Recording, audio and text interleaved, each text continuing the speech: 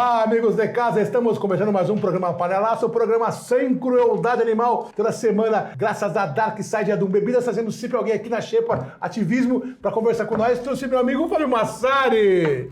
Tudo bem, Fábio? Obrigado pelo convite, cara. Você não sabe a honra, o quão lisonjeado eu fico de ser convidado para o seu programa. E... Você tá saindo de casa, né, agora, né? Você ficou meio enfurnado mesmo, né? Tava enfurnado um pouco por causa...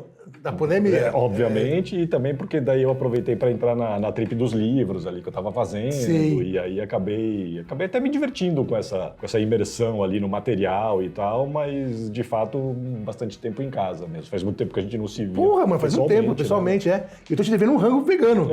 Você veio aqui pra isso. A última vez foi um rango virtual, né? Não serviu, não dá nem pra fixar, eu não lembro nem o que era, mas hoje eu tenho certeza de que me lembrarei depois. Pra te servir, trouxe meu amigo, o chefe Will, do Jaca Verde. E aí, Will, beleza? E aí, beleza? O que vai servir pra nós hoje aí? Hoje eu vou servir uma batata recheada com jaca barbecue.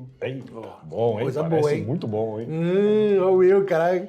É legal pra caramba. E desse jeito nós começamos mais um programa Panelaço.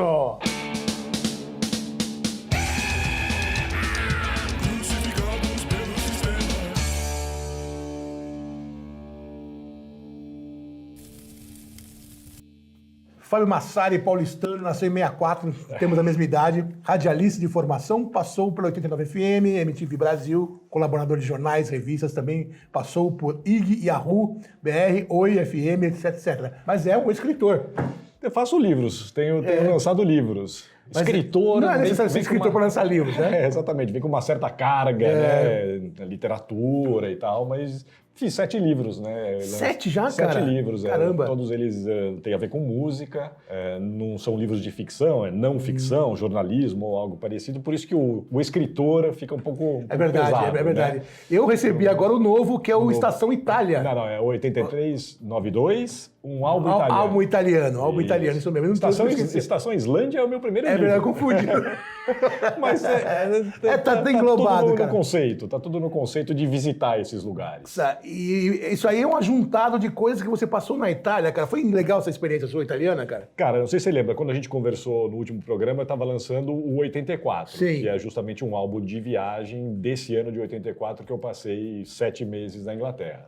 O livro italiano, ele é no mesmo formato, é uma espécie de álbum de viagem, no caso, viagens, que cobrem esse período, 1983 até 1992. Eu fui antes, quando era moleque, fui depois, mas esse período foi o período em que eu visitei a Itália mais musical e artística e contracultural, e eu ia atrás de tudo, ia atrás de shows e exposições e lojas, e eu queria levantar material, eu queria garimpar as coisas ainda sem ter um motivo para isso, mas eu achava que era importante ter esse material. Pô, eu guardei até ticket de estacionamento. É mesmo, você de show, guarda cara. Tudo, cara. Como você consegue guardar as coisas assim, cara? Cara, primeiro porque eu sempre ouvi muito, pelo menos, que a gente, né, o brasileiro não tem a memória, não guarda as coisas, principalmente no âmbito da cultura, né? Eu ouvi isso na época da faculdade e tal, a memória não está preservada. Eu me lembro, por exemplo, no começo do meu trabalho na 89 FM, tinha os programas da Rita Lee arquivados.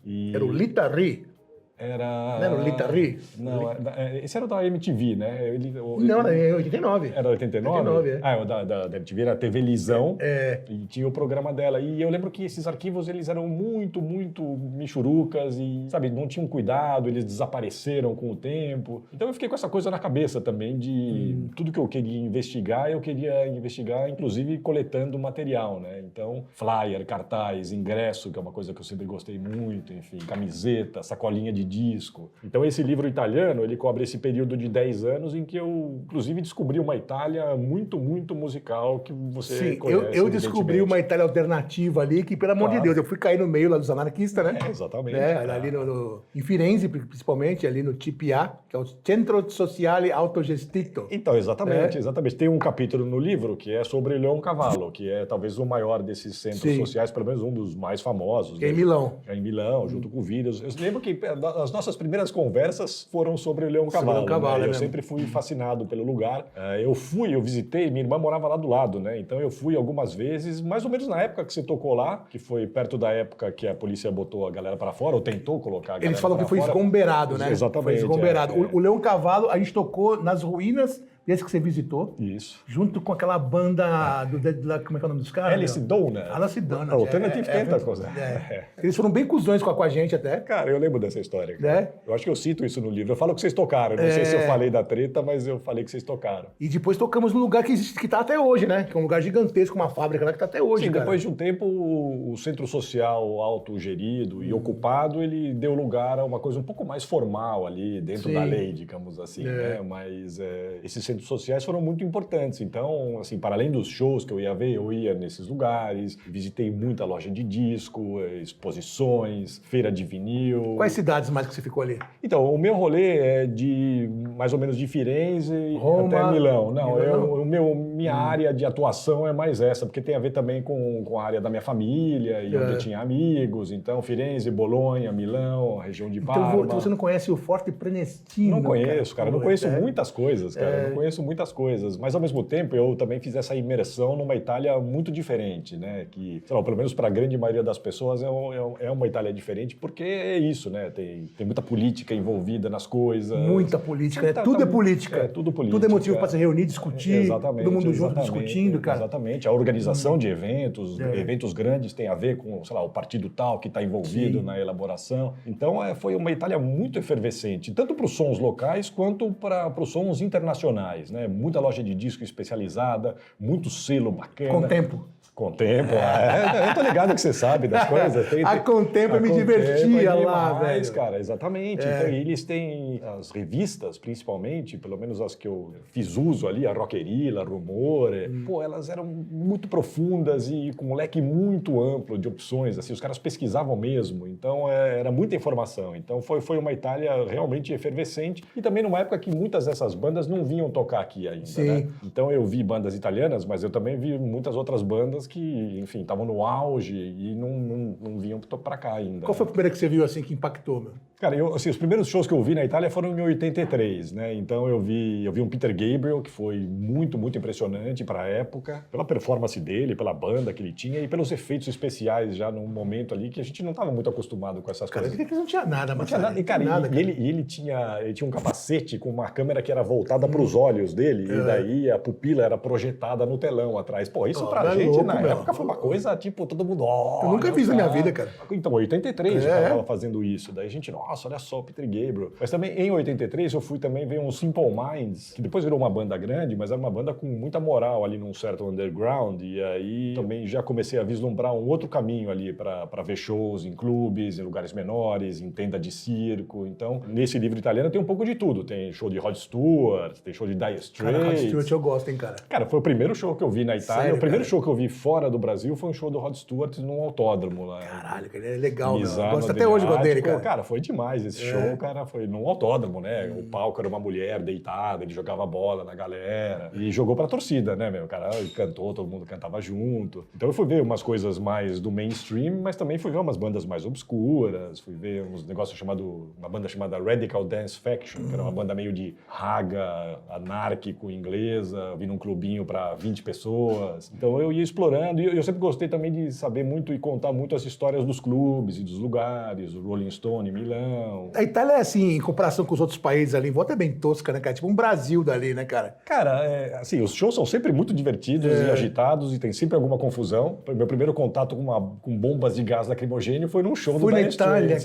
Foi num show do Dire Straits. O que aconteceu no lugar? Cara, muito provavelmente foi aquilo que a gente estava conversando. Teve um período ali para shows grandes italianos, anos 70 e comecinho dos anos 80, que a galera reivindicava shows gratuitos. Tem que ser de graça. Show grande tem que ser de graça, senão a gente invade. Basicamente é isso. Surgiu como uma proposta da esquerda extra-parlamentar, sempre políticos envolvidos, só que depois de um tempo virou baderna, né? Sim. Depois de um tempo virou todo mundo, né, querendo se aproveitar dessas situações. Mas aí o que acontecia é que a galera literalmente invadia os shows mesmo. Teve muita confusão em show de Stones, Zappa, Santana. E esse do Dire Straits, muito provavelmente foi isso que aconteceu. Foi em 83, e na hora que a gente tava saindo, só veio aquela parede de policiais policiais atirando nas pessoas, bomba de gás lacrimogêneo para tudo quanto é lado, batendo nas pessoas. E aí esse foi o meu primeiro contato com essa cultura chama autorriduzione. Autorriduzione, cara. Como você falou do portaço, né?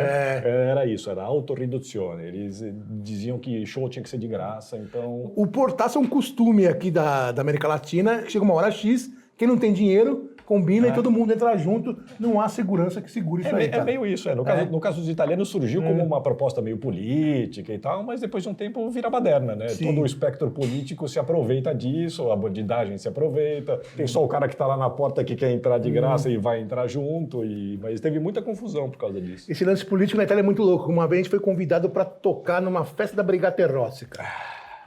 Aí fomos para as montanhas, lá não tinha nada, tinha um palquinho tosco, uns instrumentinhos toscos lá.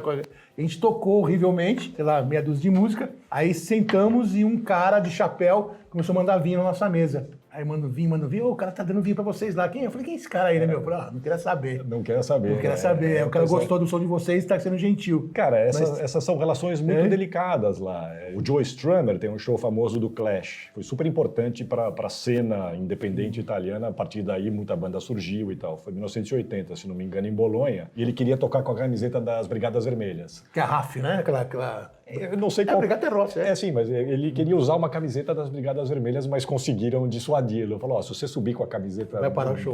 Vai ter muita confusão. Eu tinha uma camiseta dessa, cara, da Brigate Rosse também, que eu copiei do Clash, lógico. Então, é a mesma camiseta. Deve ser essa daí. Ele queria usar, os caras falaram, não vai usar porque vai dar treta. E a Patti Smith, acho que foi um ano antes também, ela teve um show dela, foi um dos últimos shows, se não o último show dela antes daquele ato gigante. Ela se enrolou numa bandeira americana e também já virou uma mega confusão. Eu, com o lance de Ratos, a gente sempre se envolveu com os bagulho político. Um muito louco que a gente se envolveu também foi quando a gente tava tomando café da tarde com um cara que ele era preso político do ETA. Ele tava com AIDS, né? E lá tem uma lei, lá no País Basco, que quando você tá terminal, você pode morrer em casa. Nossa. E o cara tava lá pra morrer. E nós sentamos na mesa aí, fumando, cheirando speed. O cara junto lá, cara.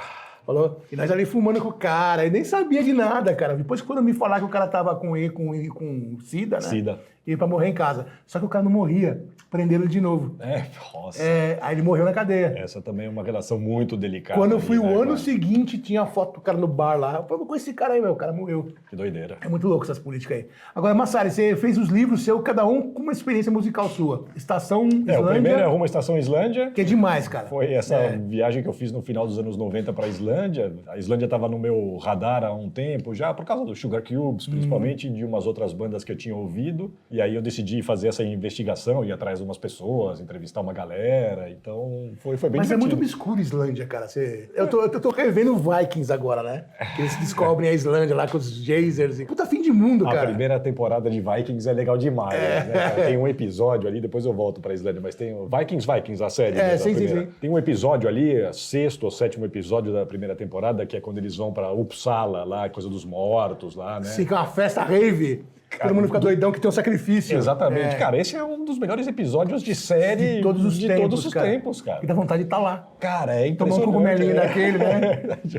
E ficar ali e ver um sacrifício daquele. Cara, e a Islândia, ela é formada em cima dessas sagas. Sim. São os livros de formação, né, do país, né? As sagas são ali do século XII, mais ou menos, mas elas remontam a uns 2 séculos antes ali e contam a formação mesmo. E os caras eram desse jeito, né? Sim. E os caras eram desse jeito, o paganismo e tal, né? E o louco da Islândia é que é um fim do mundo muito próximo da gente. De Nova York para lá são 4 ou 5 horas de voo, né? Eu vi um Joe Spencer, Blues Explosion lá na Islândia, ele tocou e foi embora. E de Londres são 2 horas e pouco de voo, né? Então, e tem turismo, né? Acho que hoje em dia também já mudou bastante, como tudo no mundo, né? Mas anos 90 ainda era, sei lá, a galera se surpreendia com a presença de um brasileiro lá. Ficava perguntando das bandas de rock progressivo e do punk islandês. Tem umas bandas incríveis do punk lá, né? Cara, não conheço quase nada no seu Sugar Cubes, cara. Cara, tem uma banda chamada Purkurpilnik, que é a banda mais legal do punk de lá, que é o Einar, que era, lembra? O Sugar Cubes era principalmente a Björk e mais um cara. Sim. Ficava aborrecendo ela, tocando trompete,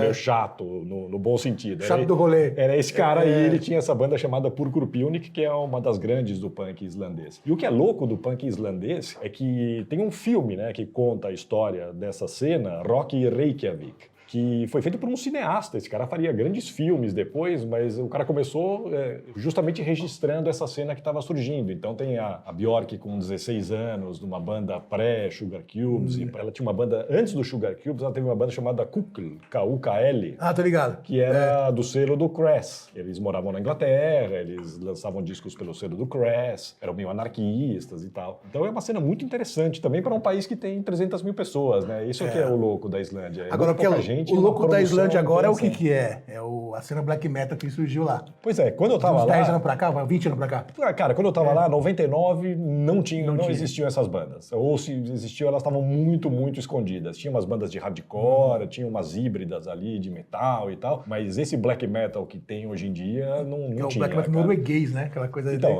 tem o norueguês e tem os caras ali na Islândia já produzindo muita coisa. Tem festival lá, os caras são bem doidos ali, viu? Legal, tá com fome? Fim de semana lá é uma loucura, cara. Meu sonho é ir lá, meu. Cara, você tem que ir. E aí, Will? E aí, João? Tá pronto aí o negócio? Tá quase, tá quase. Tá com fome? Eu não comi hoje ainda. Eu também não. Vamos comer então. Estamos aqui para isso.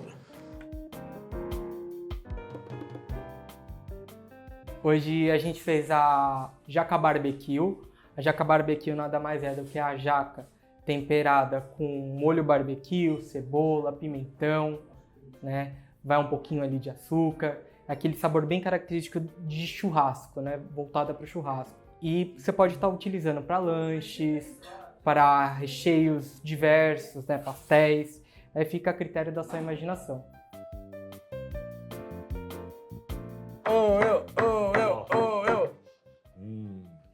Olha as batatinhas do Will, mano. De jaca. Will, explica o seu rango aí. Aqui é uma canoa de batata com jaca barbecue e com mussarela vegana. Uau! Merece um presente, hein, mano? Obrigado. Onde que as pessoas encontram seus produtos, Will? Pode encontrar através das nossas redes sociais. Legal. E lá eu passo toda a relação de lugares onde a gente encontra nossos produtos. Um livro sobre pactos. Opa, obrigado, João. Obrigado. Pactos culinários. Pactos culinários. E só de falar uma coisa, esse ano a Jaca Verde completa 10 anos. Já, meu? Já 10 anos, então... Parabéns, cara. Valeu, obrigado. Vamos comer. Bom apetite. Obrigado, valeu, Will. Obrigado, meu. Bom apetito. Vamos amassar, vamos aqui. Macio, vamos ver. Ó. Muito bom, cara. E sim. Nossa, meu, olha. Bateu. Né? Bateu. Muito bom, delicioso, cara. Você vai descobrindo coisas novas. Muito bom. Quanto tempo você ficou na MTV, hein, mano? 12 anos, exatos. Eu também fiquei 12 anos, cara. E ali você se consagrou como reverendo, cara. Reverendo foi coisa do Thunder, né? Ele que deu o apelido. Eu vinha da rádio já, da 89, né? Sim. Eu tinha feito já programa na rádio, Rock Report. Eu já tinha me iniciado, digamos assim, nessa atividade. Mas... E até porque depois eu fui parar no ar meio por acaso, né? Eu trabalhava nas internas lá. Eu trabalhava na programação, depois trabalhei no TAR, né? No Relações Artísticas. Trabalhei com o Tite. Mas aí, num determinado momento, as pessoas já sabiam meio que eu era da rádio, sabiam que eu entendia de algumas coisas. E aí, teve uma vez que o Thunder não apareceu para gravar. Já sabemos por quê. Sabemos por quê. E aí o nosso glorioso Tite falou, massa, vai lá e faz essa porra. Era o Rock Blocks. Lembra o Rock Blocks? Lembro. Eu já tinha uma experiência com rádio, não fiquei intimidado com câmera, esse tipo de coisa, né? Foi meio natural. E aí, com o tempo, eu passei a apresentar o Lado B e o Clássicos. Foram os primeiros programas que eu legal, né, apresentei. cara? O legal da MTV é que eles pegavam gente dali mesmo, que tava ali marcando, via que tinha alguma aptidão pra televisão e colocava no... Muitos dos diretores começaram na produção. Sim. De fato, a TV sempre deu muita oportunidade. Na rádio eu tive bastante oportunidade também, porque eu comecei a trabalhar no 89 no departamento de promoção, né? Mas os locutores e as pessoas que trabalhavam lá já também perceberam que eu entendia de umas coisas, então deixaram eu fazer programas especiais. O Zé Roberto Mar deixava eu falar umas coisas no ar. E eu ficava vendo os programas da Sônia Abreu, do Valcir. Essa foi minha escola, né? Apesar de eu ter feito rádio e TV, sei lá, passar ali 2, 3 semanas na rádio já valia, né, um semestre de faculdade. Você fez faculdade Eu fiz faculdade de rádio e TV, de 85 a 89. Mas em 87, ou seja, no meio do curso, eu comecei a trabalhar no 89 através do Serginho Groisman, que era meu professor. Que legal, Serginho Groisman era meu professor na FAAP. Eu me lembro direitinho, a gente estava numa festa na casa de uma pessoa da classe. Massari, vou te indicar para 89. Eu falei, tá bom. E de fato ele me indicou e eu comecei a trabalhar no 89 graças ao Serginho Groisman, no meio do curso de rádio e TV. O Serginho tem uma boa história, né, cara? Ele, né? Uma lenda, né? É uma lenda, cara. Uma lenda, né? Porque ele vinha já... Era isso? TV Mix? TV Mix. Já tinha uma experiência e tal. Ele já era o Serginho Groisman, né? Claro que depois ia pra Globo e tal, mas ele já era uma figura importante. Eu tive aula com umas pessoas legais na FAP, no curso de rádio e TV. Mas, de fato, como eu comecei a trabalhar na rádio, no meio do curso, eu senti essa, né... Um mês de rádio valia o curso inteiro, né? Porque eu tava lá vendo Selma Boiron, Sônia Abreu, sei lá, fazer entrevista, por exemplo. Não tinha isso como matéria na faculdade, né? Eu entrevistei uma pessoa na faculdade só, que foi o Serginho, que mandou entrevistar num trabalho lá, e você vai saber de quem eu estou falando, talvez as gerações mais novas não se lembrem, mas eu entrevistei o Primo Carbonari. O Primo Carbonari era do cinema, né? Do cinema, lembra que aparecia, né? Era Canal 100, não era? Canal 100 de futebol. Ele que produzia jornalismo, né? Era jornalismo em geral. E aí eu lembro que eu fui no estúdio dele, assim, que era tipo um caçadores de relíquias, sabe? Assim, era um lugar abarrotado, cheio de coisa, câmeras antigas e tal. Entrevista mesmo, eu fui aprender na rádio e aprendi fazendo, né? Cara, uma coisa Primo Carbonari, cara. Eu lembro dos futebol gigante em preto e branco, assim, né? Era muito, pô, pra nossa geração, era demais ver aqueles futebol gigante no cinema. Era demais. Era Fla-Flu, anos 70. Anos 70, exatamente. 74. E eu entrevistei ele, foi a única entrevista que eu fiz, de fato, né? Depois eu fui aprender fazendo mesmo, tendo as oportunidades e tal. Eu acho que essas coisas a gente aprende só ralando, cara, né? Essas coisas. É um misto de intuição e ter vontade de fazer e observação, né? E testa e erra e, né? Como é que você vai aprender a lidar com um branco numa entrevista, né? Tendo um branco numa entrevista, né? Como assim um branco? Branco de... Não, branco de tipo... Puta, exatamente.